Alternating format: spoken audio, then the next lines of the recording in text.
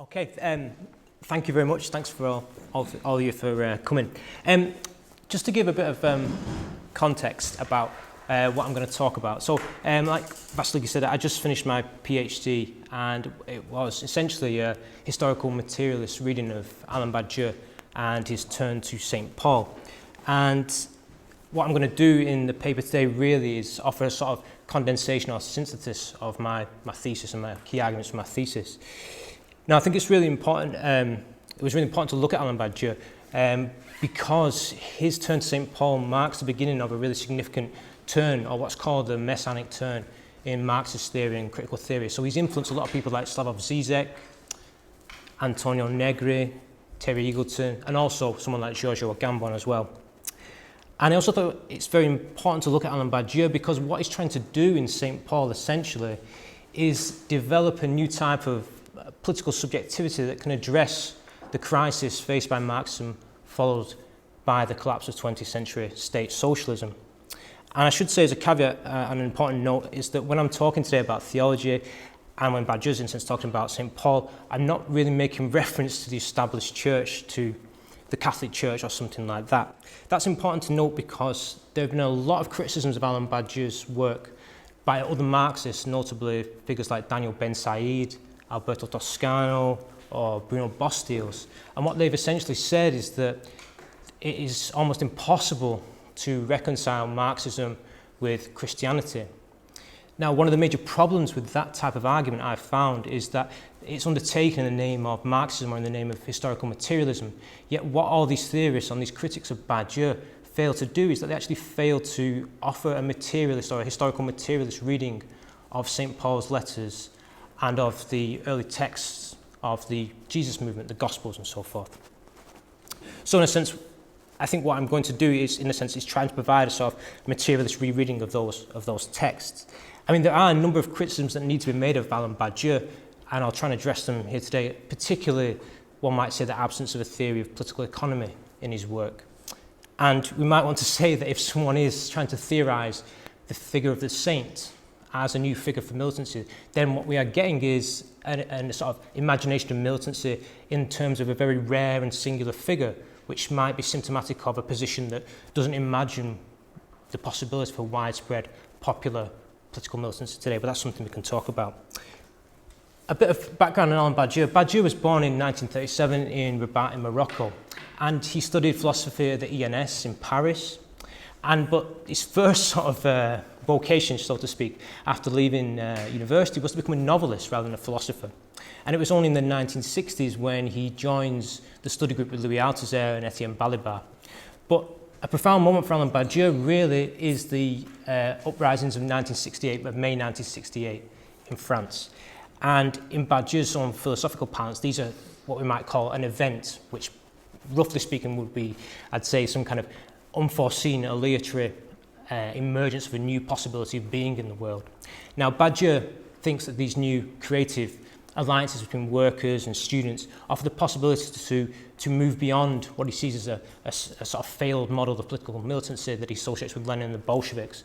So he follows up May 68 by sort of experiments in what we call French Maoism.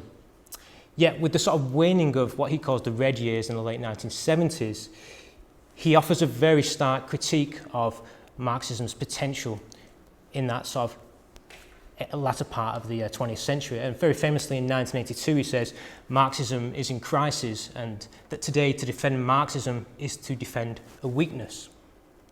And he makes a whole series of criticisms of Leninism and of the model of state socialism. Now, interestingly, a couple of years later he publishes his major philosophical sort of work, Being an Event, and that perhaps is interesting because it marks a shift in his focus. If in 1982 he's talking about Marxism, by 1985 he's making a theory of ontology or a reimagining of ontology in terms of mathematics. And really it's not till 1997 when he publishes St. Paul, the Foundation of Universalism, and that's the text I want to focus on today. And in this text, which does sort of mark the beginning of this messianic turn, he offers Paul as a type of allegory for how we can think through new forms of political subjectivity that are pertinent to the late 21st century, or late 20th century, sorry. I'm getting ahead of myself, futuristic and so forth. And I'd also probably like to say that in addition to the theoretical justification for looking at Badiou, a lot of my interest in this messianic turn came from my own political experiences. When I was younger, before I encountered Badiou, so to speak, I spent a lot of time working as a volunteer in Mexico in Zapatista communities. And when I first went over there, the sort of prevailing discourse about Zapatistas was here was this type of postmodern rebellion with new ideas about socialism and libertarianism, and they were all indigenous peasants. But what was really striking for me when I first arrived there was the way in which the Zapatistas understood and narrated their struggle was precisely through Christian discourses, through the language of messianic theory, through liberation theology. And secondly, the Zapatistas were also quite interesting for me because, you know, I went there and you went there sort of very earnestly as a sort of an international volunteer, and you encountered this brutal world of sort of peasant toil and a de facto, you know, war of attrition against them by the state. And yet in the face of this, what the Zapatistas seemed to assert all the time was, and the locals seemed to say to me, was that it was really important to laugh, it was really important to think about humour, because in a sense this type of what we might call an affective economy was a sort of sign they used to say about the joy in a sense of living, or the sense of being human in the face of such a brutal reality. And they would say, almost dialectically, that the fact of struggling and fighting back enabled you to laugh, enabled you to resist, so to speak. So it's that sort of fusion of theory and political experience that led me to talk about and be interested in Alain Badiou. Now, today's talk really is broke down into 4 parts. So part 1 just gives a sort of introductory theoretical account of the way in which we might understand this wider messianic turn in Marxist theory. And then part 2, I'll talk more about Badiou. Part 3, I'm going to try and offer a materialist reading of St. Paul to sort of offer as a correction of certain parts of Badiou's theory that I think are a bit lacking. And finally, part 4, I'll just sort of conclude with probably a few comments on the Zapatistas. And I see it is 4 parts. It's not a Holy Trinity. It is a very heretical reading. And as I say, so so part 1 then. So part 1 is called Laughter in the Darkness, or Tombs for the Unknown Marxists. I'll open it. Okay. In order to frame some of the issues at stake in this paper, I want to begin with reference to an exhibition by the Irish artist Brian Maguire. Entitled Painted Back to Life, this exhibition focuses on the femicides of Ciudad Juarez in Mexico, the vast majority of the victims being working-class employees of foreign-owned maquiladoras assembly plants in Mexico's northern industrial borderland. The killings, which are characterised by extreme sexual violence, are generally accepted to have begun in 1993, and the number of victims is contested but estimated at over 1,500. In a talk given at the Manchester School of Art in 2015, Brian Maguire opened a discussion of his endeavour to paint the portraits of some of the murdered women with a comment about laughter and its appearance in surprising and inauspicious places, the living rooms of bereaved families, slums, prisons, and mental hospitals. In contrast to the solemnity of the audience of academics and artists assembled in a newly built sort of state-of-the-art lecture room in Manchester, Maguire remarked that it was laughter that characterised his conversations with the families of the murdered women. His remarks were arguably intended to shock, playing out a type of aesthetic defamiliarisation, both in relation to the horrific context of the femicides and the rather grave mood of the audience assembled before him. I've encountered laughter in many places, he noted, but never in an academic institution. However, in terms of the argument I develop here, Maguire's discussion of the laughter he encountered in Ciudad Juarez and his assertion of its significance is a good place to introduce the political, cultural, and theoretical strands that constitute my engagement with the messianic turn in Marxist theory. Maguire is an appropriate figure with whom to begin, as his personal, political and professional history is similar to that of Badiou and the generation of thinkers and militants who came of age during the 1960s. Born in County Wicklow in 1951, Maguire became a member of the Marxist official IRA during the Troubles. During his talk, he explained that his commitment to painting the women murdered in Juarez and his decision to donate these artworks to their families stemmed from his early involvement in the anti-colonial struggle in Ireland. In his eyes, the violence and oppression in both these spaces, whether articulated in intellectual or colonial terms, was always determined in the last instance by class. However, what was arguably more important for Maguire was the type of subjective response that was produced by people actively engaged in the struggle for social and personal justice. While he recognised the debilitating effects of gross economic and social inequalities and the systemic nature of the crimes and violence in Ciudad Juarez, he viewed the continuing capacity of people to laugh as a signifier of both resistance and hope. There is, in laughter, he suggested, the glimpse of something promissory, a sense of overcoming, and the possibility of change. Laughter, then, tells us something about the importance of affect and hope in relation to both subjective and collective responses to systemic violence. It is symbolically significant in its capacity to express resistance, endurance, and hope.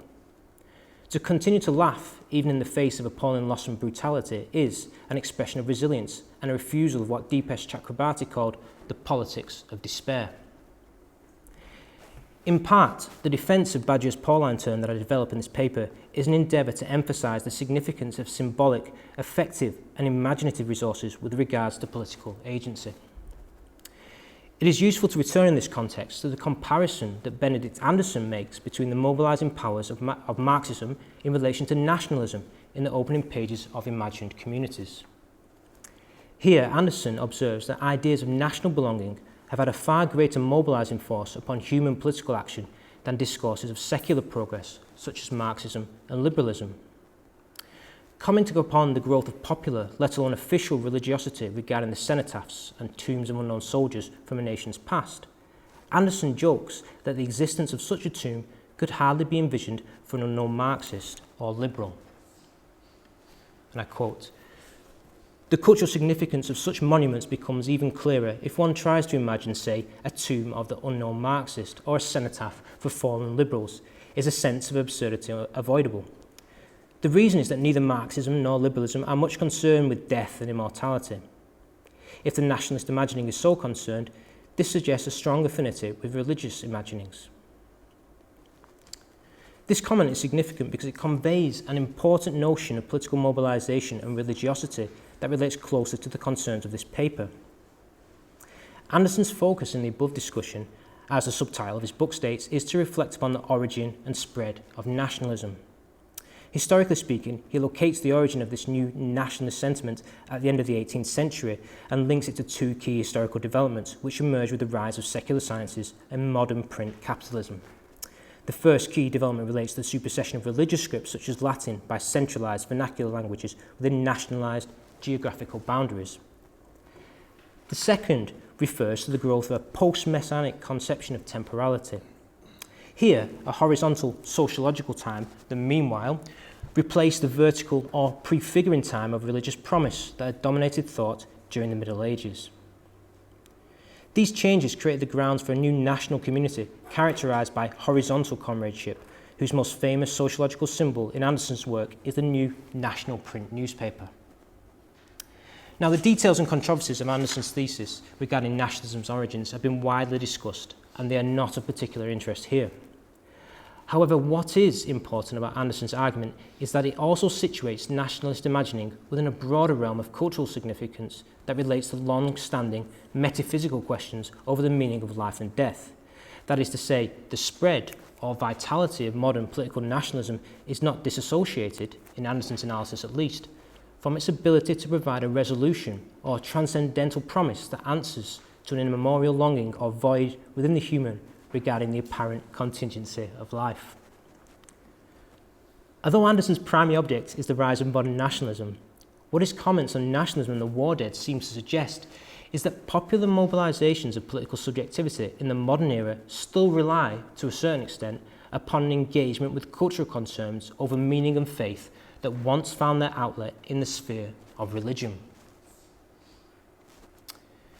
Rather than emancipate humanity from the prejudices of pre-scientific mysticism, then, the secular and rational bent of post-Enlightenment thought has, according to Anderson, brought with it its own modern darkness, and I quote, "With the ebbing of religious belief, the suffering which belief in part composed did not disappear. What was required was a secular transformation of fatality into continuity, contingency into meaning, and as we shall see, few things are, better suited to this end than the idea of a nation. Anderson's point in the passage above is not that nationalism emerges as a consequence of the erosion of religious certainties, but rather that nationalism is able to mobilize people towards action in the world because the idea or myth of a nation's eternal status transforms the contingency of existence into something promissory and meaningful. If nation-states, as Anderson notes, are widely conceded to be new and historical, the nations to which they give political expression always loom out of an immemorial past, and still more importantly, glide into a limitless future. What Anderson seems to be suggesting then, and here I will borrow a phrase from Tom Nairn, is that the Janus face of nationalism, that is to say, its ability to look both forward and backward at the same time, and thus offer a sense of eternal meaning against the flux of modern life. This Janus face provides a sort of libidinal cathexis for cultural concerns regarding the meaning and significance of our contingent and often precarious existence. In short, Anderson's comments here seem to imply that nationalism offers a space of investment for some kind of wish or promise regarding a greater meaning to history.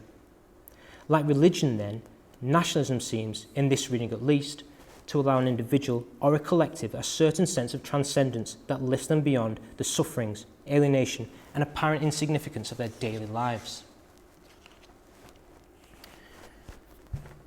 Anderson's Imagined Communities was first published in 1983 and then revised for republication in 1991. Now, what is interesting about his argument regarding the peculiar alignment between modern political subjectivity and the intransigent cultural remnants of religious hope is that, historically speaking, Imagined Communities emerges out of the decisive social political conjuncture of the late 1970s, when questions of nationalism and ethnic belonging seemed to triumph and override political mobilizations tied to socialism and when the radical experiments of the global red years began to fade and be overtaken by the neoliberal counter-revolution. As I noted earlier, it is in this very period that Alain Badiou emerges arguing famously that, quote, Marxism is in crisis, and demanding a new type of post-Bolshevik politics that would reanimate the ideological and political struggle over ideas about equality. However, in his original introduction from 1983, Anderson observes that an unseen yet fundamental transformation in the history of Marxism and Marxist movements is upon us. He's referring here, of course, to the sudden rise of ethnic and nationalist sentiment and rhetoric that circulated around the first large-scale conventional war between the nominally Marxist regimes of Vietnam and Cambodia in 1978 and the subsequent assault upon Vietnam by China in February 1979. Much like Badiou's identification of the need for ideological struggle around the re-enchantment of popular understandings of the idea of communism, what Anderson is identifying here then is the way in which Marxist ideology, its vision of a better future that will grip the masses, is beset by a lack of utopian populism. In other words, class-based narratives of fraternity and solidarity seemingly lack something that is found in ideologies of nationalism and national comradeship. Writing in the same period as Anderson, Tom Nairn has also argued that the theory of nationalism represents Marxism's great historical failure. Nairn's comments here are insightful, especially in the context of his focus on the earlier period of monopoly capitalism, the collapse of Second International politics, and the outbreak of the First World War. Yet it must be conceded, perhaps like Hegel's Owl of Minerva, that the ability to diagnose such a historical failure could only take place in a determinate context, when the time was too late, or when a distinctive historical change was already underway. Indeed, what Anderson rightly notes is that since the late 1970s, something qualitatively different in relation to nationalism, political mobilization, and Marxism has begun to take place.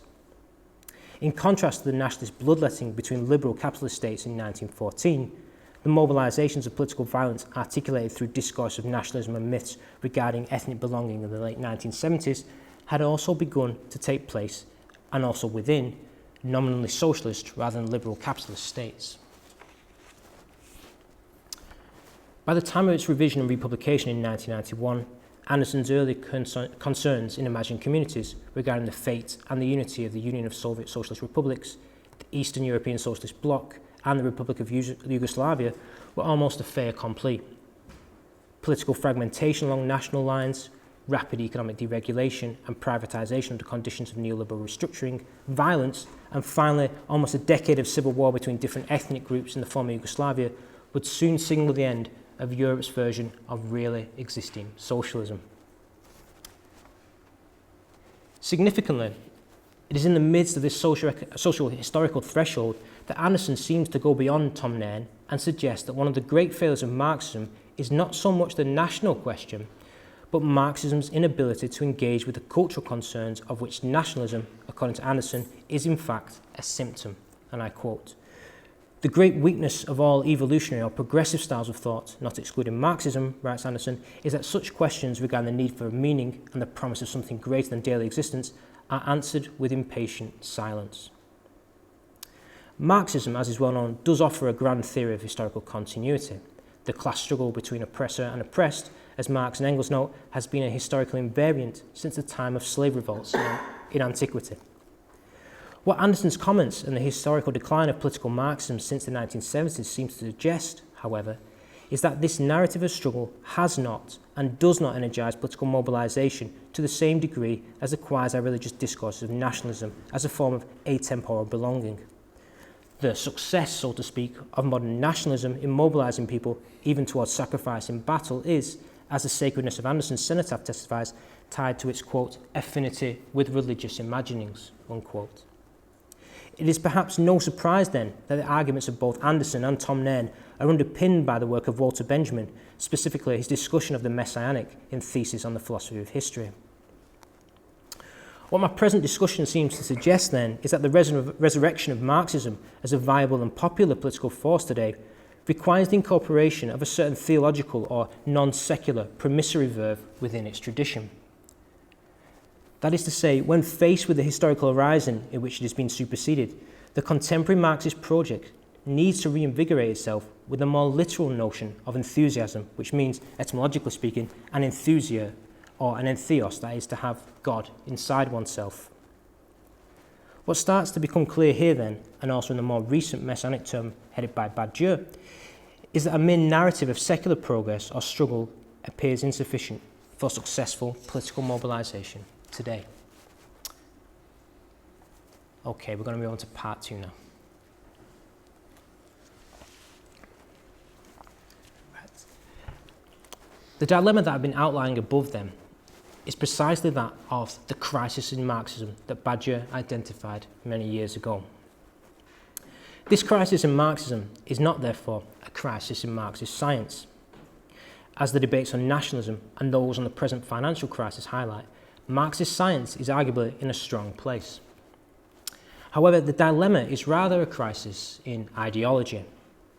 To some extent, to say this is nothing new.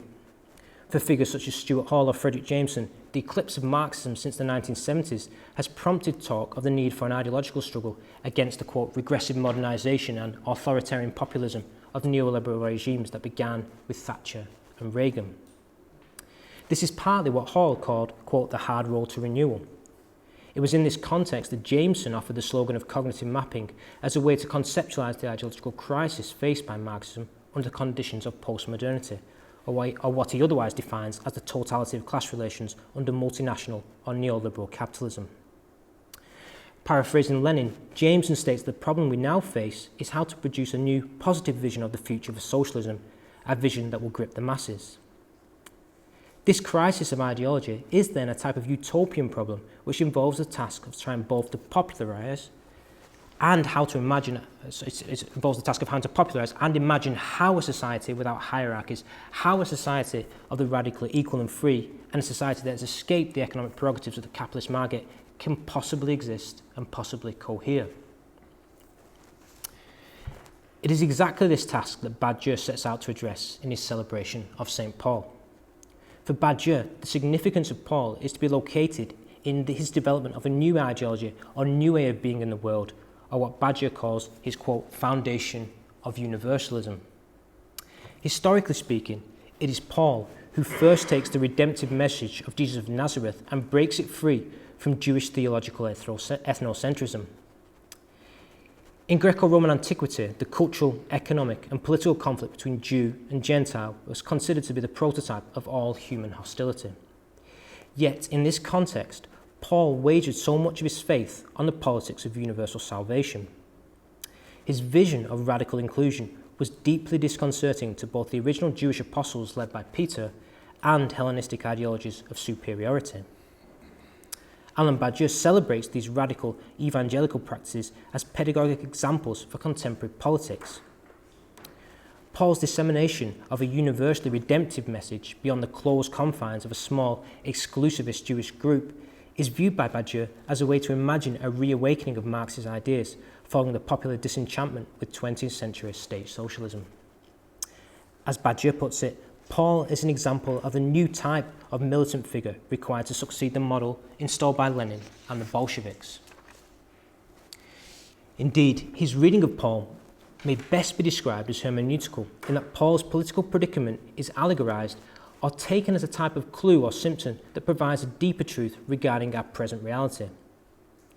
Badiou draws upon the famous section from Paul's letter to the Galatians, and I quote, "There is neither Greek nor Jew, there is neither bond nor free, there is neither male nor female, for all are one in Jesus Christ."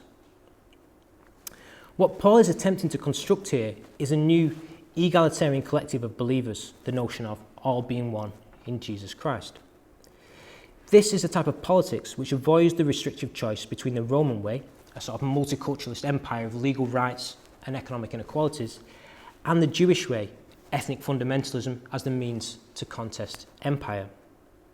St. Paul's predicament, argues Badiou, is entirely our own. How to assert against today's fundamentalist terrorism and right-wing conservative nationalism a politics of universalism which can oppose the economic inequalities of neoliberal capitalism. In other words, as Badiou says, Paul is our contemporary. Now, while Badiou's turn to Paul has influenced a number of left thinkers, including Žižek, Antonio Negri, and even Giorgio Agamben, his embrace of a theological figure has also been strongly criticised by a number of Marxists.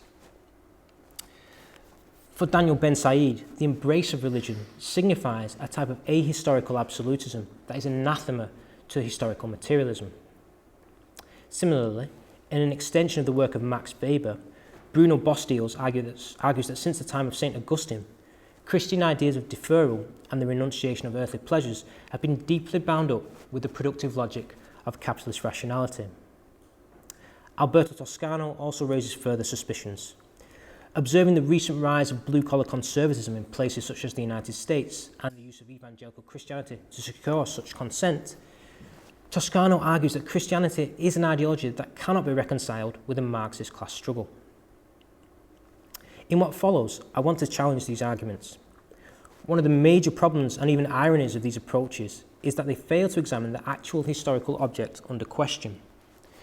That is to say, none of these critics actually offer a materialist reading of Paul and the early Jesus movement.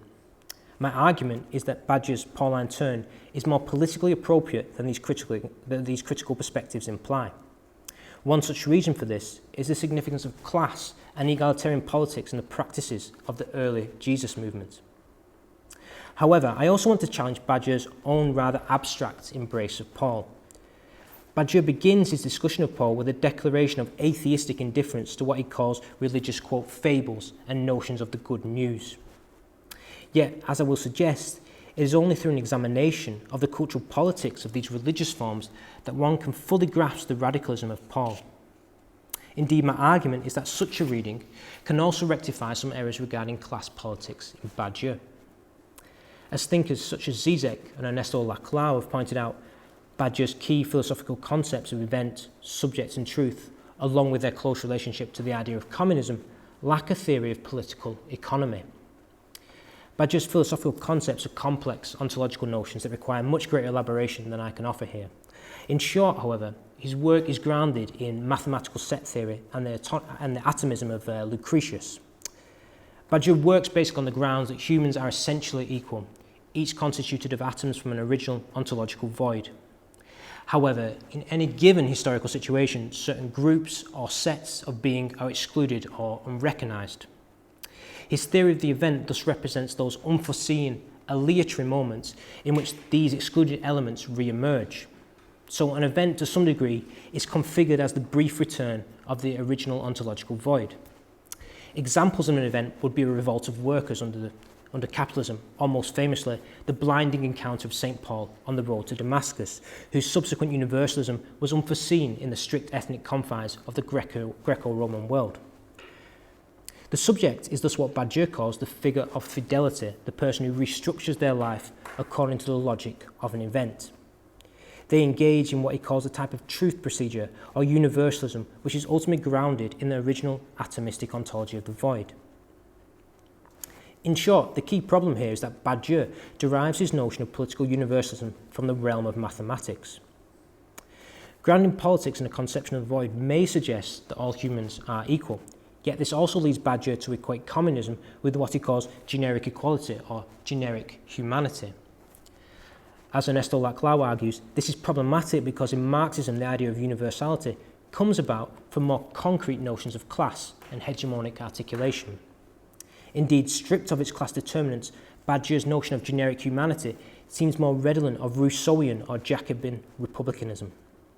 A similar problem occurs in his reading of Paul, whose universalism is primarily located in terms of a break with the ethnic divides of the ancient world. While this is partly true, what is lacking in Badiou's account is a properly class-based understanding of Paul's radicalism.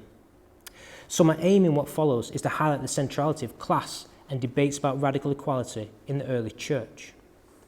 My reading is thus intended as both a riposte to the ahistorical attacks on the messianic term within Marxism, and also as an attempt to correct Alain Badiou via a proper materialist engagement with what he dismisses as the theological fables of St. Paul. Right, part 3. They're quite long, all my titles, I realise, for these, these things, they get a bit wordy. This is called All Are One in Jesus Christ. So this is about political economy and radical equality in St. Paul.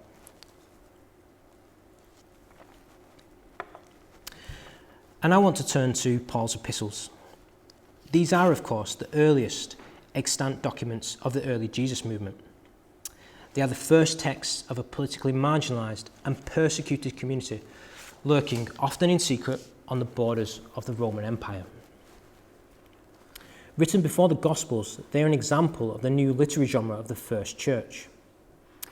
I first want to suggest that if these oft-quoted writings are not to sink to the moralistic banality of abstract debates about conversion, spiritual formation, and the reformation of thought, debates that are all too common in most conservative and liberal theologians and also in Badiou, then we are required to reconstruct some of the historical context out of which these works emerged.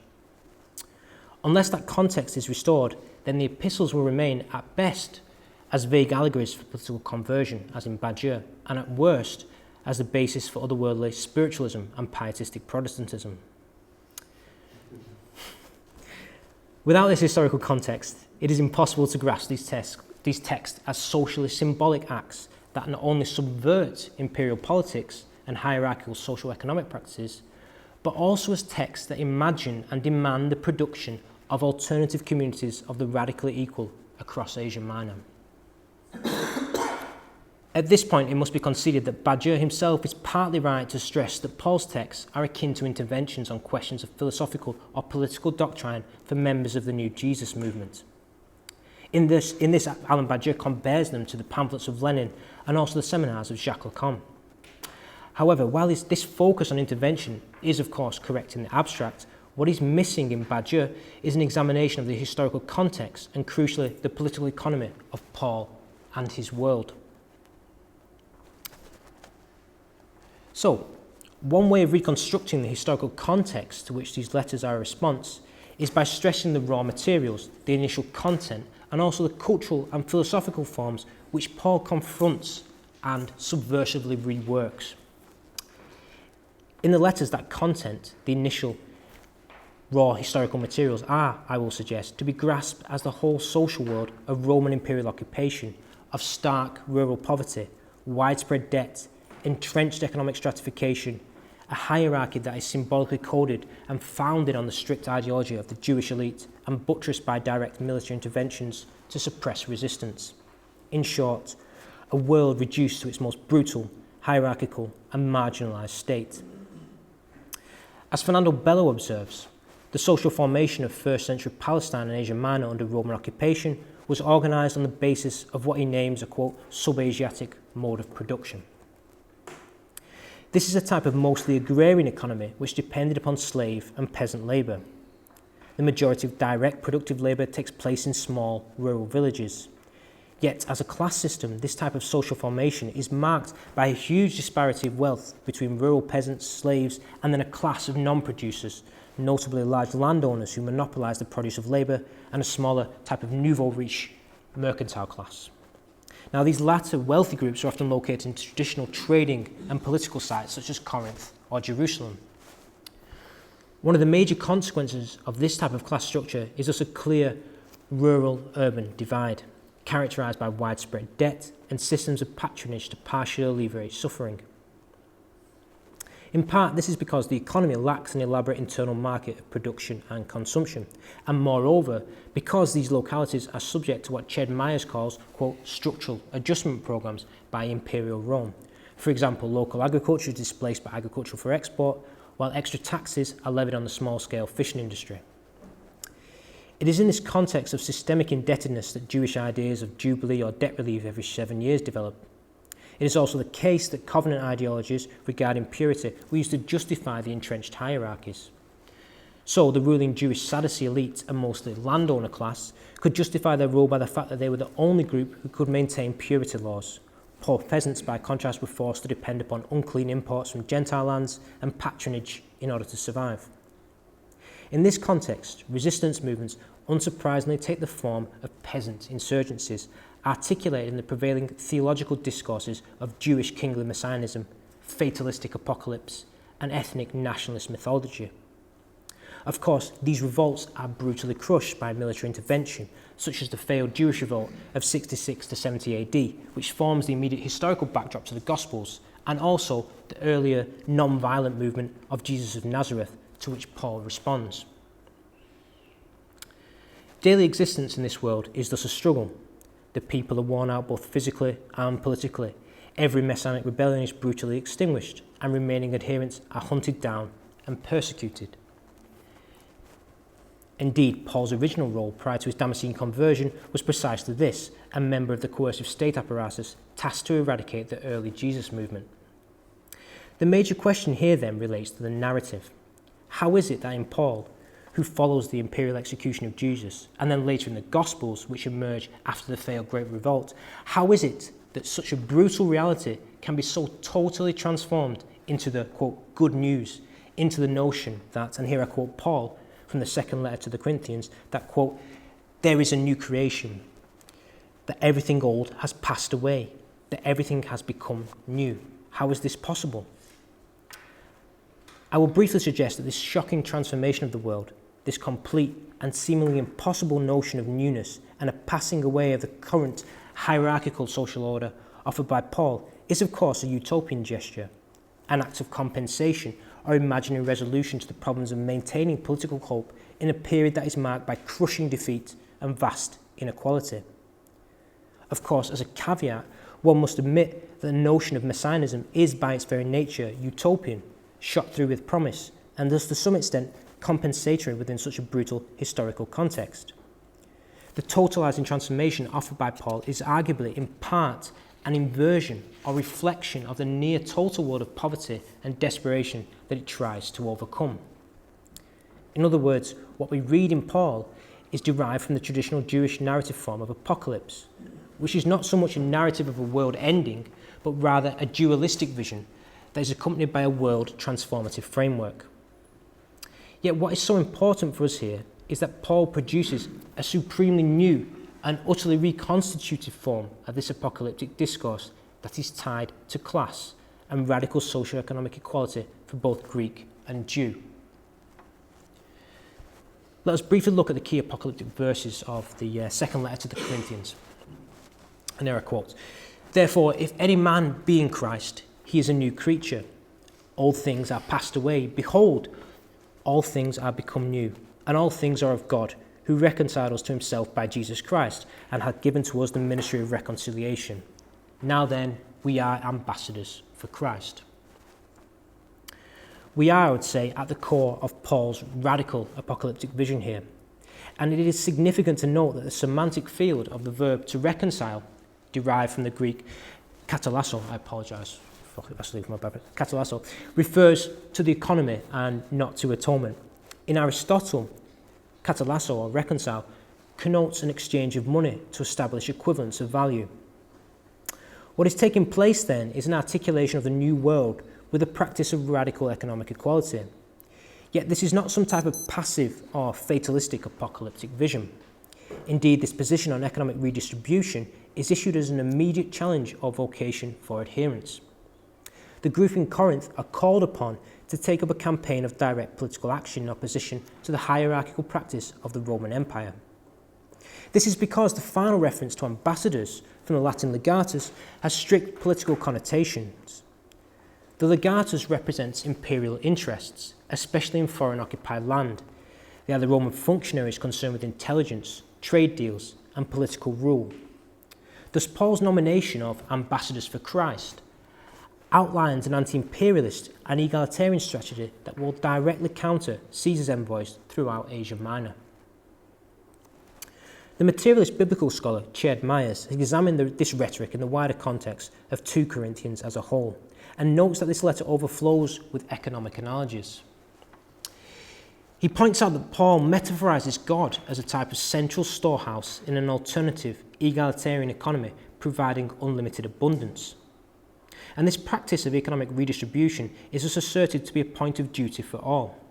So, for example, in verse 8, Paul outlines that equality between Gentile and Jew must be grounded in a concrete strategy of wealth redistribution or economic equality, what is often known as the preferential option for the poor.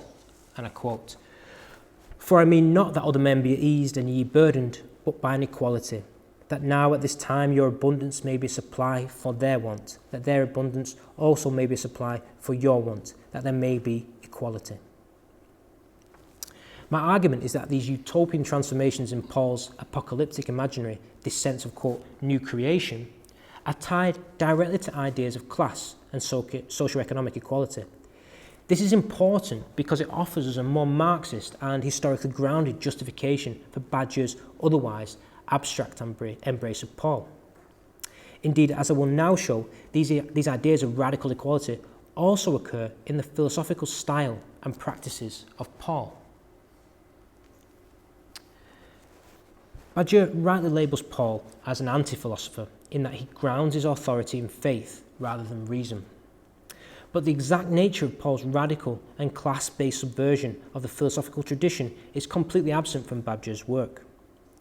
In order to restore this emancipatory element, it is crucial to note that Paul refuses to support his apostolic mission either by professional religious begging, as in the Cynic tradition, or as a type of in-house philosopher sponsored by a wealthy patron, as in the Sophist tradition. Instead, Paul supports himself as an itinerant manual labour and thus engages in a type of downward mobility. Prior to his conversion, Paul's social and cultural background is remarkably high.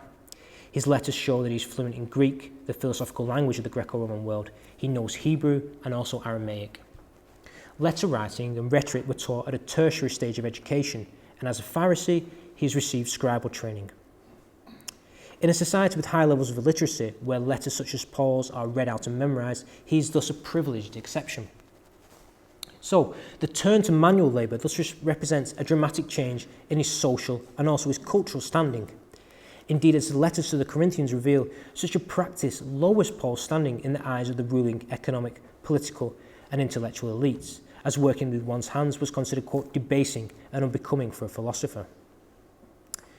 This type of carnivalesque overturning of rigid hierarchies is known in Christian theology as kenosis and denotes a type of emptying of oneself or making oneself nothing.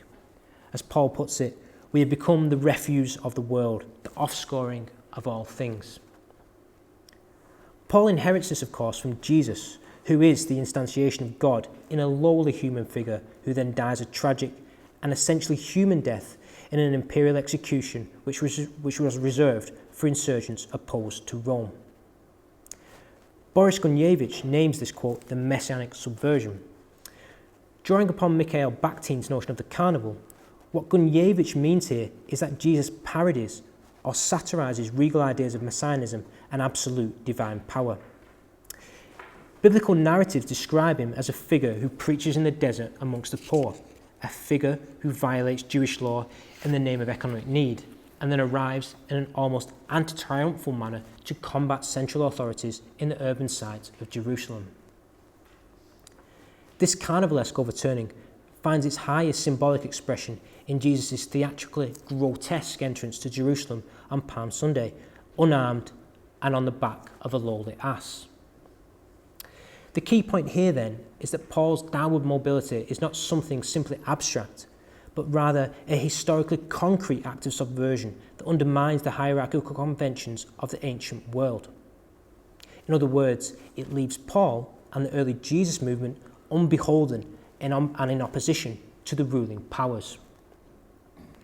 As Dwight Callahan puts it, Paul is, quote, waging resistance to Roman hegemony after the fashion of those without power, privilege, or prestige in the world. His is a message of redemption and radical equality that is based among the poor and the socially outcast. What we have here then is what materialist scholars and even Eric Auerbach call the beginning of a literary novum, wherein the philosophical practices of the ancient world, as well as earlier literary genres, the Hellenistic eulogy, the epic, and the fatalistic Jewish apocalypse, are all overturned or subverted due to the fact that the political universalism and socio-economic radicalism of the early Jesus movement were wholly unprecedented at this time in human history. Contra Badiou, who cares not for the historical raw materials of the apocalyptic good news and theological fables, my argument is that it is precisely through these cultural forms and their subversion that one can begin to see that Paul and the early Jesus movement are centrally concerned with ideas of radical socio-economic equality. My key point here then is that it is by shining the light of St. Paul back onto Badiou, so to speak, that we are able to reconstitute a properly Marxist vision of universalism. Rather than ground universalism in a mathematical ontology of the void and an almost Rousseauian or Jacobin vision of generic humanity, Paul offers a corrective focus on political economy. Thus, for Paul, the wager on universal salvation is located in the egalitarian demands of the poor, whose particular needs articulate a type of hegemonic representation of the general interest. Okay, and we're on to part 4. Okay, so this is called, dying in order to live.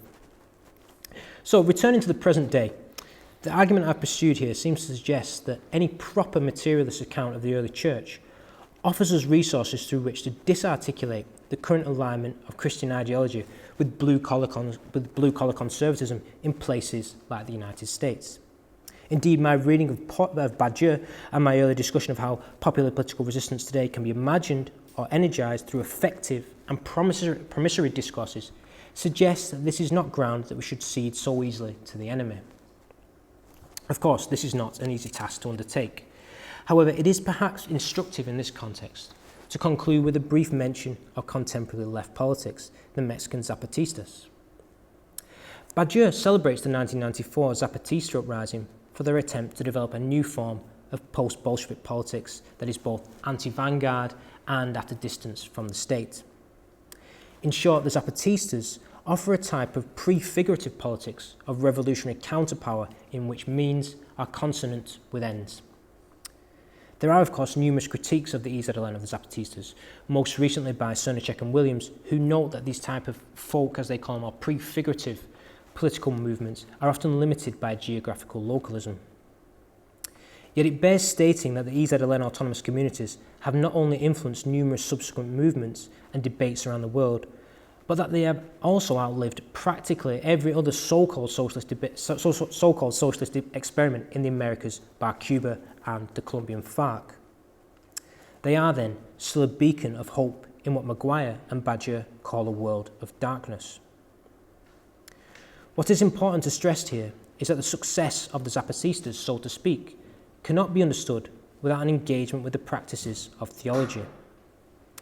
In the words of the historian John Ross, the peasants of Chiapas, quote, have never lacked prophets in the way that they have lacked land and bread and liberty, unquote. Indeed, this notion of prophecy has become central to the mobilizing ability of the EZLN.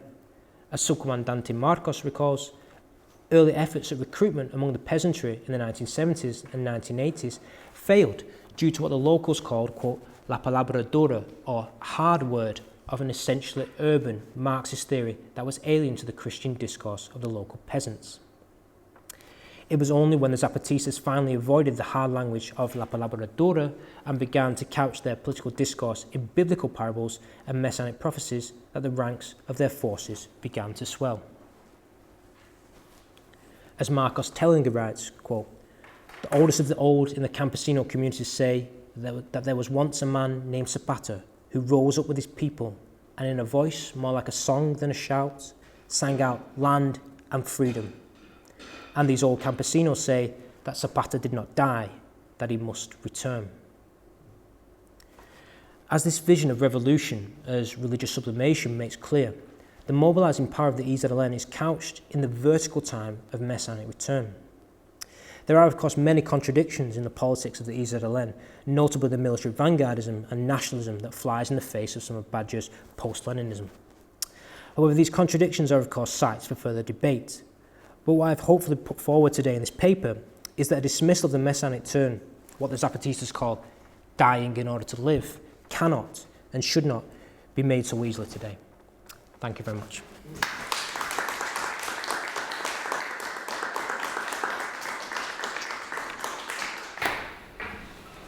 Thank you so much, Thomas. Very rich and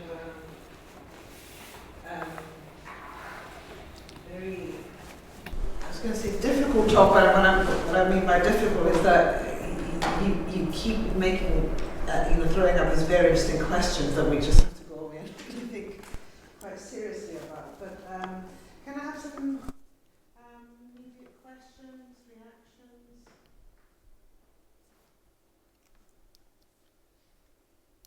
Comments? Chris?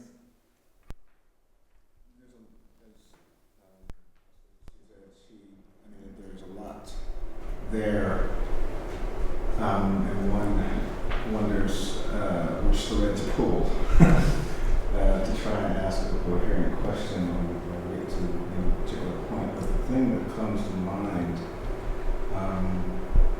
immediately is whenever I hear someone saying that liberal or secular thought is unconcerned with death or immortality or any of the ultimate questions, the only thing that shows is their lack of reading. Because you can't get out of the 19th century without seeing resistance movements. Without seeing resistance movements in Europe and in America. I think the abolitionist movement was a resistance movement. Yeah, sure. That isn't based solely or even primarily on religion.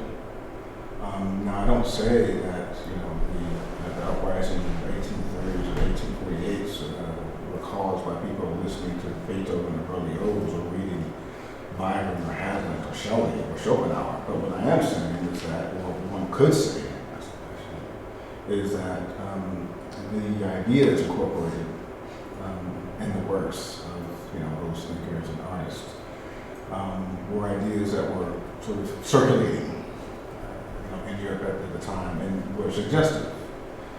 They provided a unifying force for popular feeling. People got to thinking about, how can we transform the society so that it works for ordinary folk like us. Now, I don't think one can make the claim that needed some kind of theological basis or force or language in order to sort of push that forward. And I would also say the same thing about the abolitionists movement. I mean, the narratives of Frederick Douglass and Uncle Tom's Cabin by Harriet Beecher Stowe had more to do with growing the abolitionist movement than any of the particular churches, many of which were actually for the slave owners, were for the South, for the Confederacy, and what became the Confederacy, than anything else.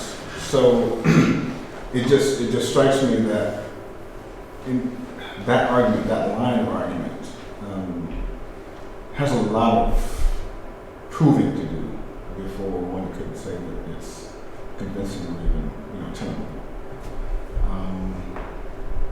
Though I don't want to go on and on because you brought up some interesting stuff with the epistles of Paul, which I also could take issue with, but just how would you respond to the point that I just made?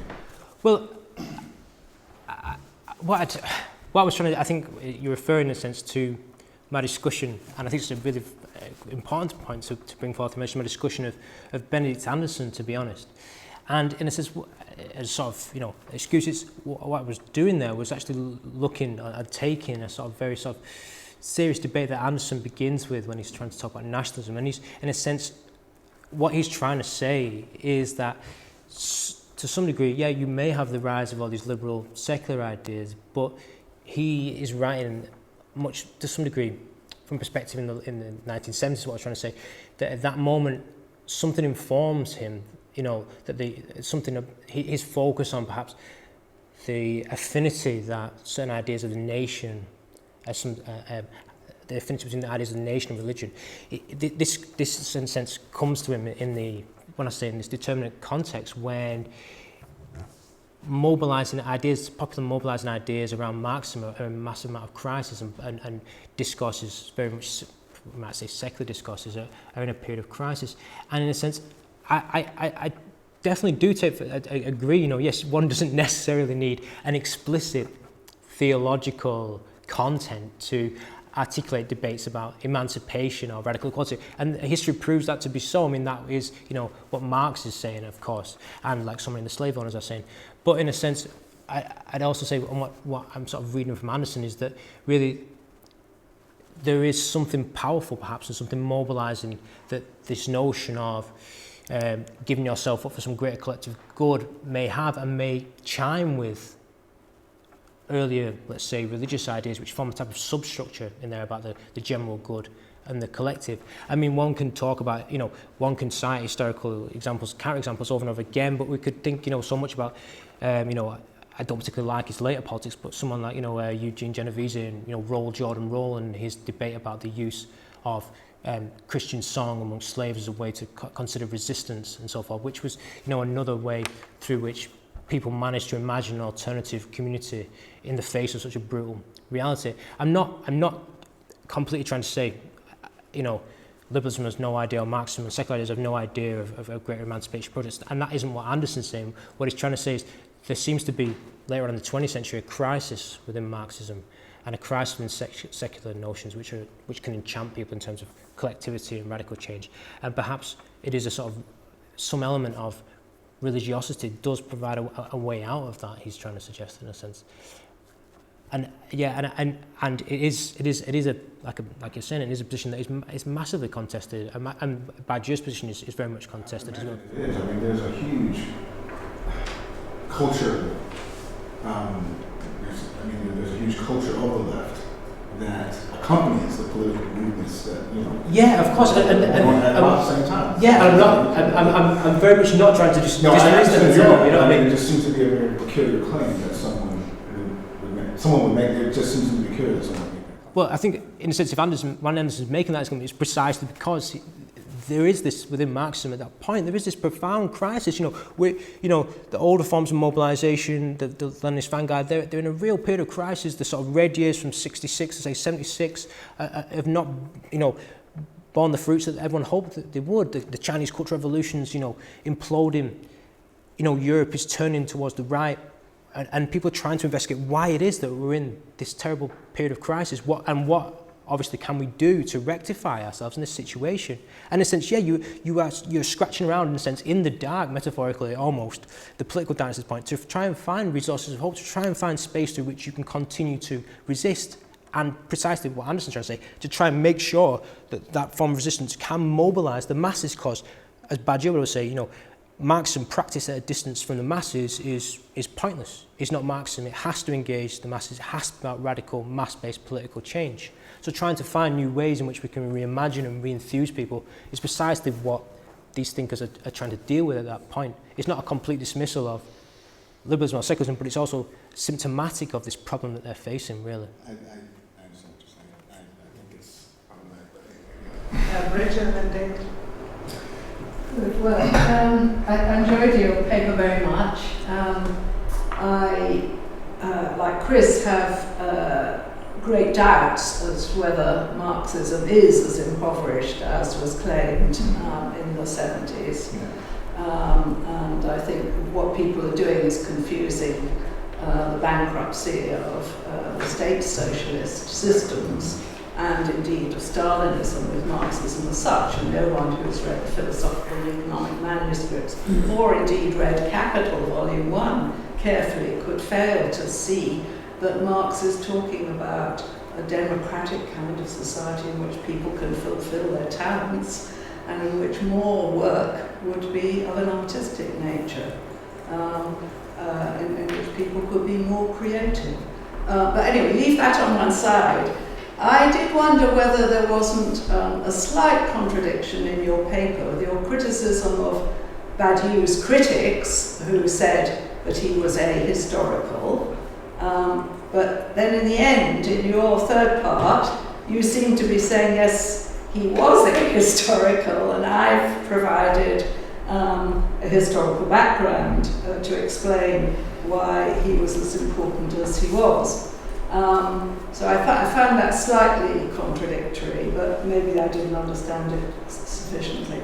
The other thing I wanted to ask was really whether we don't have to understand him more, perhaps, and this is just ideas gathered from Weber's Ancient Judaism book, more in the line, St. Paul, of a development within Judaism itself. I mean, for example, the Essenes in Judaism seem to have had a sort of love-based notion of community, in which there was an emphasis more on non-ritualistic living, but on the sort of egalitarianism that you drew out and said St. Paul had stood for, from emphasizing in his work, I've forgotten what exactly it's called, Behold, you shall all be free or something. He emphasizes that the later Old Testament prophets stand for universalism rather than a narrow conception of a chosen people. Yeah. And so I wondered whether he isn't coming out of a tradition, but just making, if you like, a significant symbolic revolution within that tradition. That's the sort of work backwards through what you said. So about the Essenes and so forth. Yeah, that is a type of approach that people talk about. Ched Myers, who's a sort of practitioner of materialist Christianity, he definitely talks about that. And there is, of course, even within the early Jesus movement, there are Gentiles who are there, but they at first had to be, within the Jesus movement, had to be converts. And this was what led Paul to all these big debates and fundamentally massive schisms with the early Jesus movement about, did you have to necessarily adhere to Jewish practices, especially debates around circumcision, before you can be part of this saved community, those community of the radical equal. And Paul, in a sense, has to wager so much of his faith and break so much to say, no, we don't, you know, what's happened by the, as he would say, or Badiou would say, perhaps at the reading of the Damascene encounter in the desert, is that a Messiah has arrived in the accursed space, in an impure space, not in the temple. And this has,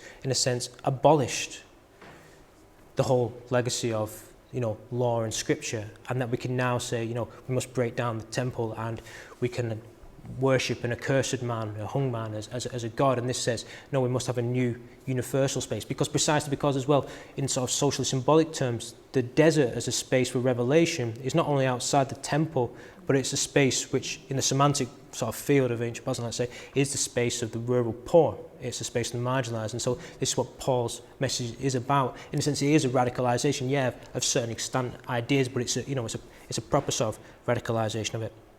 In terms of the ahistoricism, okay, just to clarify this, right, there are a number of critics, yeah, and of Badiou, and they say, you know, one, politically speaking, Christianity is incompatible with Marxism.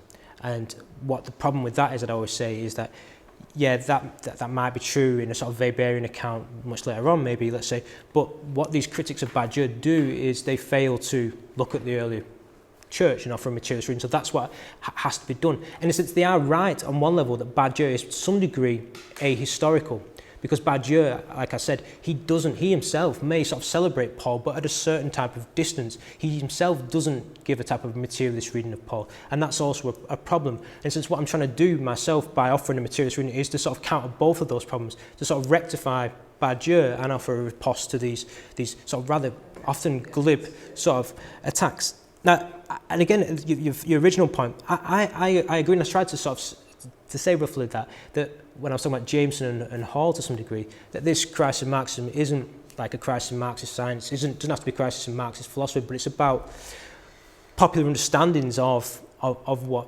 socialism may be. Okay, and in a sense, one might say that really Badiou's gesture with Paul is a sort of whole allegory for that type of act.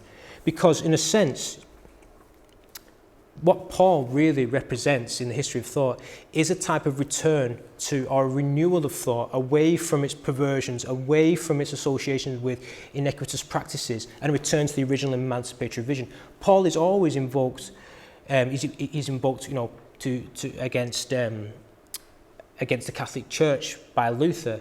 He's against the figure who wages war against the sort of hierarchical practices of the first apostles. So Paul's always a figure of to sort of allegorize the reform of thought. And in a sense, what we have, in a sense, if you say in the late 70s or the 80s, is an association, almost, you know, a prevailing dominant sort of crude association of communism with Stalinism. And so in a sense, what Paul, for Badiou, represents is a sort of allegorical way to remove ourselves from that and to break free of this assumption of communism with a hierarchical, terrible form of practice that, destroys the people it attempts to save, and to go back to its original core and emancipatory message. So that's what, in a sense, what Badiou's allegory for Paul is. And in a sense, that's obviously that also is symptomatic of the difficulty that one is going to face, because Paul, again, is this rare figure, he's a figure of a saint, and only you have these rare moments when these vast sort of paradigm shifts in thought happen. But of course, that notion of Paul as the figure who recreates thought is something that's accepted, not just by Badiou, but also within the history of Christianity. Alfred Harnack, people like this, Wayne Meeks, all these theologians will always see Paul is the figure who counters authority and reforms thought and brings out the new, or returns us to the emancipatory core of something, whether it be Christianity or Marxism. Yeah, very, very good reply. And why is it that Paul can do that? What makes him a symbolic revolutionary? And is it partly because of the crisis of the nature of that sub-Asiatic mode of production and the peasant oppression within it that his reworked ideas can seem to be important?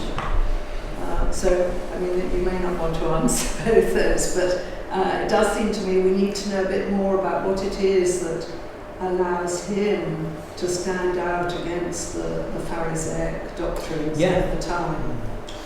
What gives him the strength? That is a really important point. In a sense, again, that's like one of my problems with Badiou and his sort of very sort of abstract, rather sort of ignorance of the sort of concrete practices of Paul, let's say. And like I said, at best one can say with Badiou, that what Badiou celebrates Paul for is this utter intransigence, this ability somehow to maintain a type of faith in something when the world to which you face is so hostile to what you're saying. And in a sense, he's saying the allegory for that is what we have to do as communists today, faced with this really bleak horizon we face. In terms of popular belief or popular faith in or support for communist ideas. What one can try and do, and what I tried to do in my thesis to some degree, was try and work out why it was like that Paul could somehow have this sort of, this, to try and give a more materialist reading of the Damascene moment, which in a sense, is never really explored fully in Badiou, even though he uses it as a metaphor for the event. And like I just tried to say before, Paul, to some degree, you could say, tries to work through the logic of divine revelation in the desert. So the desert, symbolically coded as space, one outside the temple, an impure space, and a space of the rural poor. So Paul is, in a sense, working through with his knowledge of Scripture that if I've seen the Lord out in this impure space, if I've seen the Lord out in a space which is the preserve of the poor, if the Lord says to me that it is an accursed man who is God and therefore this sort of violates the laws of Deuteronomy, then so much of what went before the sort of Jewish theological code has been in a sense torn asunder or has to be ruptured. But the question about almost like his personal characteristics and what enables him to continue to persist in that position when faced with such hostility is really difficult to understand or grasp for us today.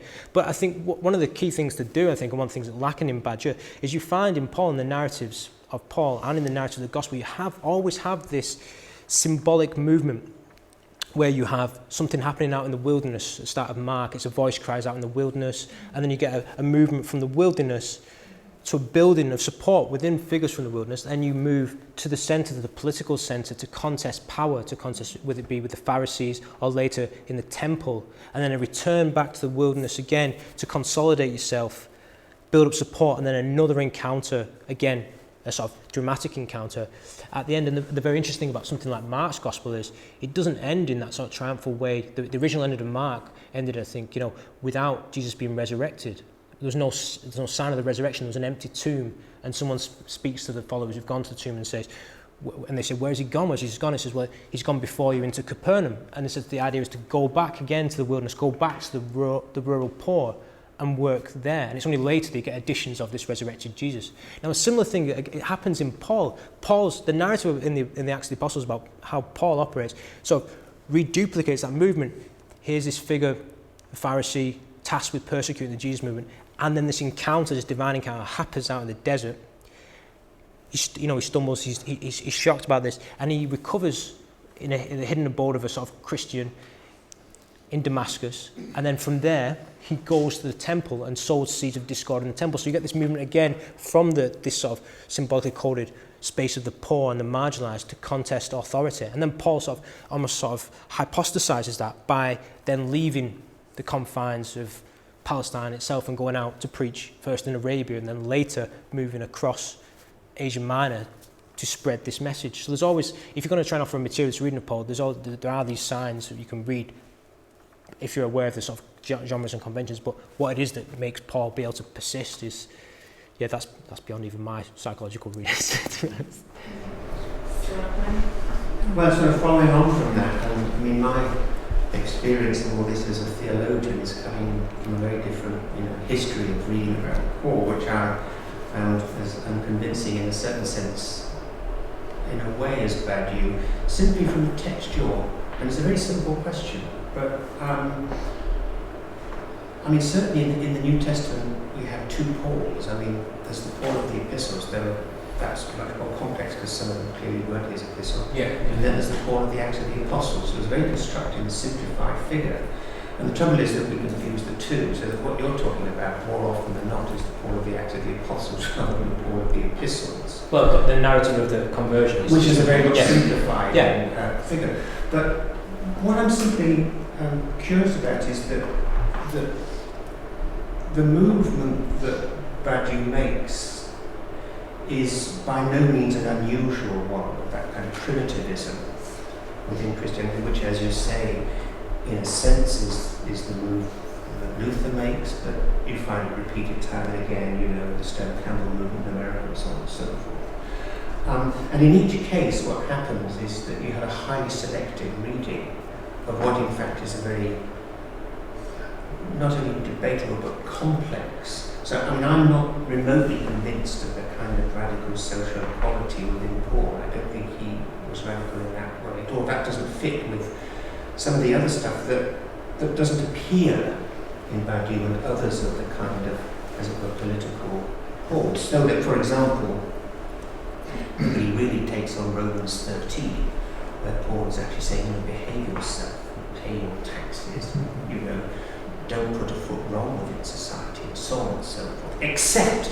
and then he theologized it, and that the problem there is that St. Paul, inconveniently for Badiou, actually moves into an, as you put it, otherworldly spiritualism, pietistic Protestantism, out in his own time, by shifting the notion of debt from a monetary or political sense to a theological idea. So I'm just slightly concerned that Badiou, in fact, in presenting the Paul he's giving us, is highly selective in the texts that he's using, and therefore that leads you to be somewhat suspicious of the agenda. Right, on your last point, this agenda, yeah.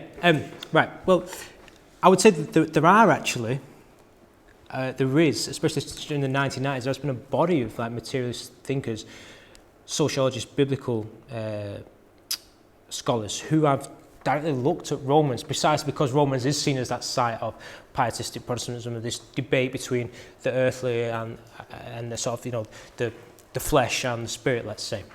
Now, one thing you have to always bear in mind is when you're dealing with Paul, you've got to put it within the context of the cultural forms within which this content is being expressed. Okay, so we have to think about this terms, this opposition between the body and the spirit, in terms of this apocalyptic dualism, in a sense, or pay your taxes to Caesar. Yeah, so what? Because later on there'll be unlimited abundance. But what he's essentially saying is that is not diametrically opposed to Badiou or sort of materialist or a radical reading of Paul, because what you're essentially saying is this: we're positing a world of complete difference. That is Caesar's corrupt world. You can pay it, but it doesn't matter. That world is about to end. We are about to embrace on the construction of a radically new type of community, which is more egalitarian community. So that sort of indifference to or pay Caesar what is due to him and so forth has to be taken in that context of this cultural dualism of the apocalypse. Now, for people like Neil Elliott or Richard Horsley or Hanson and so forth, who are undertaking these materialist reworking to some degree of Romans, what they actually say is, if you look at so much of the content, which seems to be rather abstract, in sort of, as you call it, pietistic Protestantism, that a lot of the sort of critiques Paul makes about sin and so forth might best be understood as representations of the succession of Roman Caesars who've ruled in such terrible ways, with engaged in such, terrible abuses of or indulgences of the flesh. And really what Paul is writing about is within this broader apocalyptic framework, where he's positing a problem with the sort of the fallen world and this terrible world of the Roman occupation, and in a sense he's offering a completely different opportunity for a new type of creation, which has to be read as a type of materialist opposition to that world rather than some kind of spiritual one. And of course, again, they say, Horsley and Elliott as well, often this rather radical reading, because the text of the Romans is, of course, the one where people will always cite in relation to sort of Protestantism and spiritualism and so forth. They say, again, this whole discourse about what is called, sarx and so forth, the flesh, and Paul's denunciation of the flesh, and that has had such a sort of negative implication over the centuries for women, and denunciation of how women sort of inferior position within Christianity. I mean, you can see that in even radical movements, such as, I'm from Bury, or North Manchester, and we have the Shakers, which were a very radical Protestant sect in the 19th century, of course, all about radical equality. But then one of the major things they had was sort of complete renunciation of sexual pleasure, and you could get married but no sex. Okay, now, what again these materialist scholars say, if you read Sarx rather in terms of simply strict literalism in terms of actual flesh, but more about your rooted economic and material context, that world of the Sarx has to be abolished, the world of the flesh abolished. A new life is coming, a new world of abundance and equality for all. Because there are scholars who do offer a very different, let's say Marxian reading of Romans for sure. One of the most famous readings of Romans today, of course, is Giorgio Agamben, who does it in a very different way, a very provocative way, a beautiful way, but perhaps he uses Paul essentially just as another metaphor, as he always does, for his sort of collapse of ontological dualities, and a sort of wider metaphor for his linguistic sort of epistemology, which is about the shifter. And really everything that Agamben's doing is a collapse of dualisms and talking about the shifter and potentiality being the pure nature, and you can see that messianic, you see that politics and life. And Agamben is a bit of a reductive reading of Paul, whereas people like I'd say like Elliott, Horsley, Hanson, they're often a more materialist reading of this, which I think is also worth looking at. Could I ask you to say a bit more about, Badiou's various moves in the Paul book? Because, I mean, obviously, language has a lot to do with that. Translation has much to do with it. The simultaneity of opposites in the very device of Paul, Jew Greek, Saul Paul, and so on, which of course is, is something that I think Badiou is very aware of, both in the kind of formal sense and its various resonances for a Marxist audience, let's say, or a Marxist context. But it's something presumably that that is kind of rather magnificently sort of, if not resolved, magnificently underpins this, the concept of universalism, the way Badiou proposes it in that book, which I think is actually, I think is one of the most moving passages of Badiou I've read, and I would say compelling, but then maybe it's because I'm misreading it, but which is also, as you say, to do with the kind of, the mixing of the whole, almost like creating, a different kind of language and all the rest of it. But, and he uses Paul as if you want, one of the great examples of a radicalized subject. Yeah. A subject to truth. Yeah. Whose moment of conversion, opens up, as you say, initiates a new way of thinking and so on. Just completely transformative. But the event which does that is the resurrection. Okay. And that's where I, with David and to an extent Bridget as well, always have to pause and think, okay, what is Badiou doing here by letting us follow Paul and in a sense making Paul contemporary for us, which I totally accept, because he's a great propagandist, he is a great rhetorician, he's a great radical agitator figure. But then when he goes, he uses his own term, his own concept of the event and fidelity to the event, and that event is Christ's resurrection. What is it that, where is it that Badiou is and where is it that we are? Because, Paul, as you say, who knows what happened in that desert moment? And who knows if Paul actually, whether that moment is a forever unknown moment for us. But it doesn't matter for Paul, for somebody like Badiou, because surely Badiou doesn't believe in the resurrection. No. Nor can he follow Paul in believing in such a thing as the resurrection. But is Badiou just saying, you don't have to believe it. All you need to know is that there is always that potential, that eventual radical moment where somebody becomes a subject to truth, which then almost, then becomes a form of translation of the self and a conversion, and then he can, speak the language of universality and so on. I mean, as you say, is he using it as a parable? Mm-hmm. Is he, in which case, his device is slightly, perhaps it's a bit too theatrical for its own good, a bit too rhetorical? Or is he actually actively saying, is it a gloss to being an event of sorts? I mean, is it a flourish?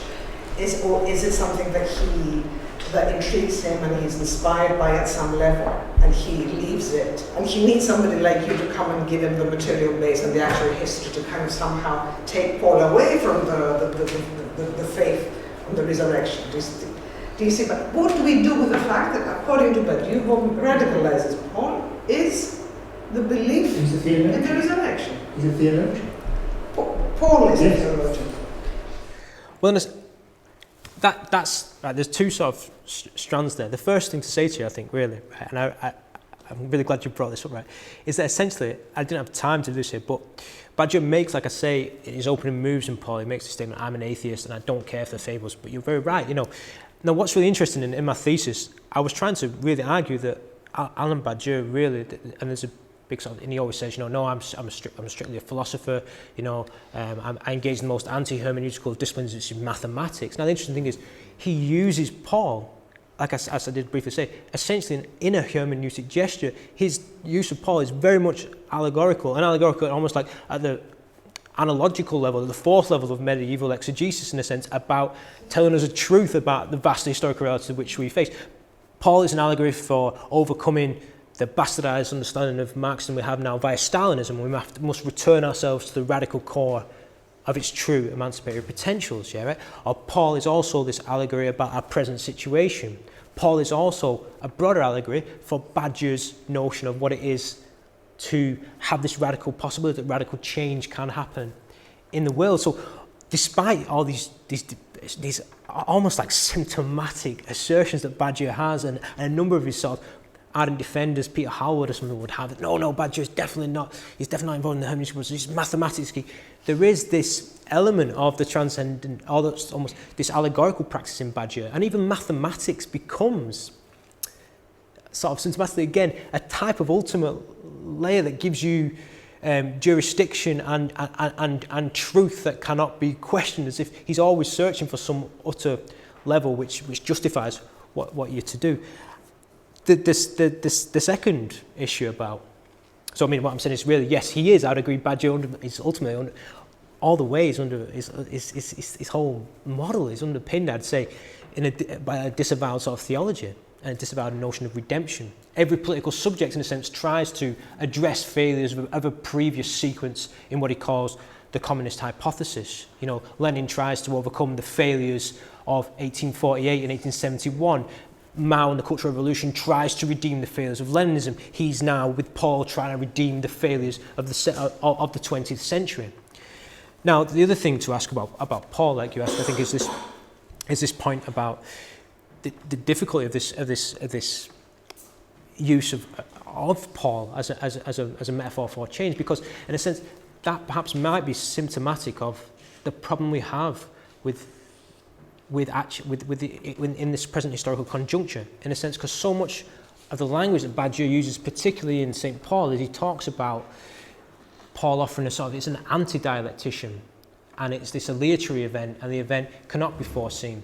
Now, he obviously he's subject to so much criticism for that abandonment of a sort of materialist sort of epistemology or rationality, that in his later work, when it comes to logic of worlds, he tries to talk about how I'm going to resurrect a truly materialist dialectic, and this is a word that he sort of jettisoned with some degree in being an event and in his book on St. Paul. So there is, in a sense, one could read symptomatically Badiou again as this figure, in his worst sense, almost the event and the subject being expressions of a real sort of sense of crisis, where we can't, the event is something that can't be predicted.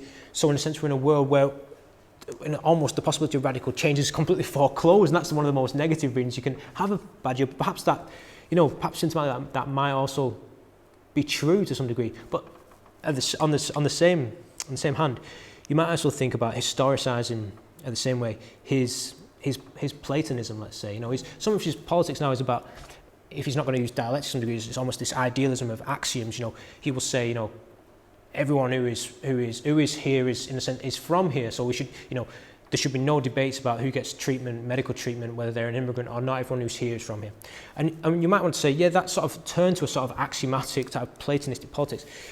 If you contextualize it within a world where Badiou says, everything has been reduced to a sort of cost-benefit analysis, the logic of the monetary count, everything is subsumed in the logic of a market, precisely a radical position to take at that moment is to try and offer a type of thought or a position which is outside that sort of utilitarian framework. And this sort of Platonic idealism is, in a sense, a symptomatic response to that, perhaps not an adequate one. Similarly, like his turn to post-secular thought as a way to escape these crude radical atheists, one might say, where you can have Dawkins or Peter Singer talk quite openly about, in terms of cost-benefit analysis, yeah, it's all right to let migrants drown in the sea and so forth. Or, last week you have the Royal Society of Obstetricians say, yeah, what we maybe should think about is, not recognise people with Down syndrome as human, and it might be better just to allow them to be terminated. In a sense, because any time you start talking about you know, and then people have to fight back and say, no, they are human. And I always think, anytime you have to invoke the category of the human to defend someone, or you have to, you know, you're already lost, so to speak. So in a sense, it's not surprising to some degree that in that context you might want to almost, because you've for instance lost so many other resources, or they seem to be exhausted, you're struggling to find other ways within which to articulate resistance. And they may be ultimately unsatisfactory for Marxism, or the Platonist turn, or the theological turn. But I think one can sort of, if one wants to follow Jameson in this, you know, ultimately historicise everything. You can really historicise why the whole theory of Badiou on one level comes up, you know. And I think, but that's not just simply to dismiss it. I'm trying to say there is, like, you know, there are potentials and there are shards of hope in that, which, you know, which I've hopefully tried to get across. I think you did that very well, actually, and very suggestive. It sounds like he deems Paul as what Hegel would call a world historical individual. Yeah. I don't have very pages right here, but that's what it sounds like you're describing. And sees him as this person who almost expresses this, well, in Hegel, somewhat communal, the spirit of the Geist. Yeah, to some degree. Now, the interesting thing is, actually, what Badiou's probably key interlocutor in this book about Paul is probably Nietzsche.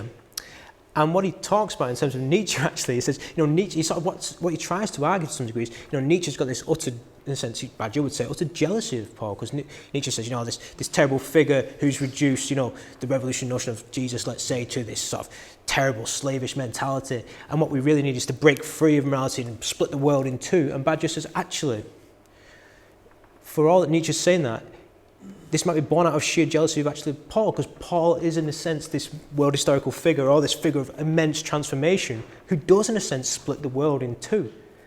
And in a sense, again, that comes back to my other historicising point about Badiou, that again, you know, if Paul's again like almost like a figure, a Nietzschean figure, the need for a Superman to overcome this. That may be a bit too much.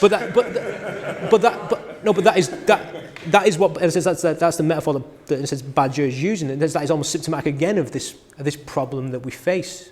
This problem we face as Marxists about trying to imagine change when you need such a radical break. Badiou seems to envisage it. But it's not to imagine.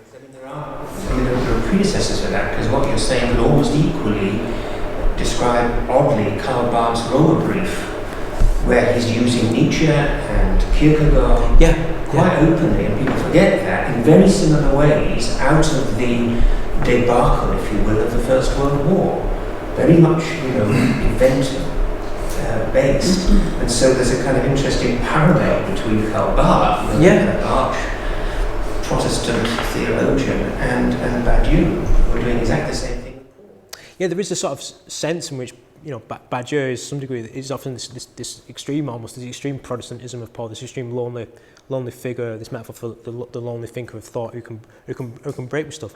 And I think someone like, there's a lot of work to some degree in people like Ched Myers, who's obviously trying to, let's say, one might say, politically redeem some elements of Karl Barth's thought in relation to Paul in that way, and the notion of, you know, Barth's, you know, son and so forth, the notion of how we must reject cheap grace and so forth. And yeah, there is a sort of underexplored current there, you know, in theology, which people, Badiou for one, doesn't want to bother with, and I think it really requires there's some real fantastic readings, you know, by people, you know, explicitly using, you know, Frederick Jameson or Eagleton or Althusser in a really productive way, and you find some of the best expressions of that actually in Ched Myers or Fernando Bello, fascinating reads I found. There's another triangulation possible there with Pasolini, of course. Yes. From whom he gets the idea in the first place. Yeah. Of doing this, you know, untimely kind of, you know, very surrealist move, going back to the past and claiming a figure and kind of rebaptizing the figure to convert him. Yeah, because of course which has been published now. Yeah, I've got a copy of it. Yeah, it's if anyone's not read it, Pasolini's St. Paul was, you know, the script for the never produced, and I don't know if you've read it, Pasolini. No, it's I ordered it. Right. It's awesome. You have Paul, who's figures this contemporary militant in the 60s, who, you know, moves around all the liberation movements and the sort of red terror groups to a sense, and eventually comes to New York as he's arrested by the imperial powers. And Pasolini, you know, Badiou loved, you know, Badiou, like I say, his first love was as a novelist, as a playwright, you know, Badiou sort of almost gets this vision of Paul to some degree from Pasolini. And it's interesting to think Badiou have this tension between this guy who wants to write novels and so forth, and then this sort of mathematician. And it's a bit like, I remember, you know, Jameson's account of Max Weber, and he talks into some very sort of crude sort of psychoanalytical reading of it, and you get this tendency. Badiou, you know, his father was a resistance fighter and a mathematician, and Badiou often writes about resistance fighters not needing to have the sort of Sartrean model of commitment, but can talk about mathematics and the logical revolt. And then Badiou's mother, on the other hand, was you know, interested in the arts and so forth, and Badiou's sort of tensions about her almost get expressed almost in a sort of, you know, Freudian family drama to some degree as well. It's quite. So you're not coming back to the Trinity. Oh yeah, well there you go. Yeah, you know. Any other questions or comments? We could always continue this in the pub, of course. But, Neil. I've got a slightly serious question and a slightly more mischievous one, so I'll start with the serious one. I was just quite interested that you closed with the Zapatistas, but you didn't do very much to engage with the whole Latin American tradition of liberation theology, which I think you sort of made allusion to at the beginning. And I just wonder, isn't that a productive kind of contrast with Badiou's notions of St. Paul? I mean, I'm thinking of, so a figure like Enrique Dussel would have the church as a far more important group or concept than the saint or the militant or the prophet. So the idea of a church grouped around a community of believers, a community of liberated believers, and the notion of commonality and sharing bread and breaking bread. And I was just a little surprised to see section 4 of the Zapatistas. You have this quote about Zapata, you know, the return of the Messiah, but you kind of ignore maybe a more relevant tradition to these groups in Latin America. So I don't know, I wonder if you possibly just haven't considered this slightly to the side of what you're doing, but I wonder if you could say something about any productive contrasts that we could make between this tradition and Badiou's kind of theological Marxism.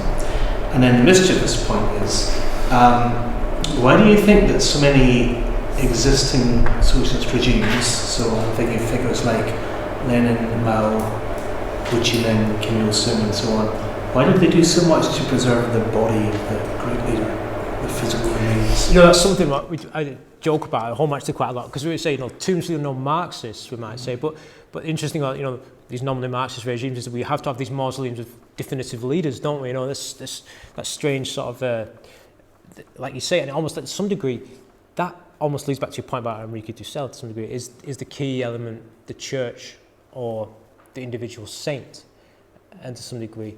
And one might say, you know, something Jameson says this in some of his early works in Marxism form, you know, the contrast between Marxism and Christianity runs both ways, and let's actually say if we have a notion of a church, that is about, yes, it is not just about theory, but it's about a body of people and a collective practice, and that is of course what Marxism has to be about. This, you know, we know this Cliff Thomas about, you know, theory of praxis and so forth. Yeah, but I think you're entirely right there, and that's the comment about the very much identifiable Marxist rather than the unknown Marxist is also quite interesting. In terms of liberation theology, like a lot of my I should probably signpost a bit more. A lot of the materialist critics that I'm talking about in biblical studies are, one would say, liberation theologians, and that to some degree I'm very much, I'd say, wedded to their idea, and works with people like John Sobrino especially were massively influential. And when I was in Mexico, that was in a sense the key tradition, that you had this peasant class in the south of Mexico in Chiapas, and they were sort of, in a sense, you know, they'd been displaced from their lands, and they were going in search of new terrain to farm during the sort of 60s and 70s, and they were sort of pioneers out in these very remote jungle and mountainous areas. And what happened is you had an appointment of a new bishop, Samuel Rees, and he's very interesting. He talks about being a young conservative bishop, and then he gets posted to Chiapas, and then he goes out into the jungle, and in a sense he talks about he went out to convert the poor, and yet the poor converted him, and he started to understand that the only way really to understand the gospel, to understand the sort of, you know, Christian faith was through a notion of the church of the poor. And And that was massively important for Samuel Reed. It's interesting that it comes in a sense, it's the masses who convert the singular figure there. And what I sort of, in many discussions I used to have in Mexico, and I had pretty much all my uncles were all priests and stuff like this. They would, they were also very quite, I'd say, influenced by the liberation theologian tradition. And in a sense, what that tradition seems to suggest, and what I would sort of suggest, and I'm convinced by this as well, is that really the notion of liberation theology is a sort of a misnomer. As far as I'm concerned, theology, the theology that I understand from my readings of is liberation theology. I'm with John Sobrino, the notion of the crucified people. Who are the crucified people today? They're the poor and the marginalised in the world who are struggling to produce a more egalitarian community, and that's how I understand Paul, that's how I understand the Gospels. And the liberation theology tradition, it's been massively marginalised and attacked by the USA, by the CIA, but also by good old Ratzinger and people like that as well.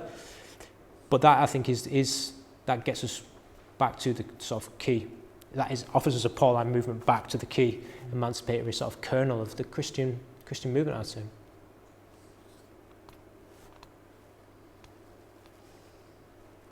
Thank you very much. Thank you very much for listening and for your questions as well. Great answers and generous answers, and thank you for a very rich talk. No, thank you.